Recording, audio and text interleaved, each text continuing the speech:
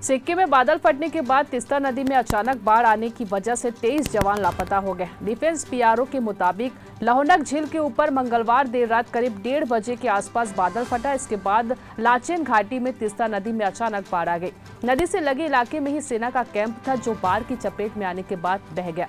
गुवाहाटी के defence PRO ने बताया, अचानक पानी बढ़ने के कारण चुंगथांग बांध से पानी छोड़ना पड़ा। इसके बाद निचले इलाके भी डूबने लगे। यहाँ सिंगताम के पास बारदांग में खड़े सेना के 41 वाहन डूब गए। सेना के मुताबिक बादल फटने की घटना के बाद तीस्ता नदी का जल स्तर अचानक 15 से 20 फीट तक बढ़ गया। इसके बाद नदी से लगे आसपास के इलाकों में पानी भर गया। कई घरों में नदी का पानी घुस गया। लोग घर छोड़कर सुरक्षित इलाकों में चले गए।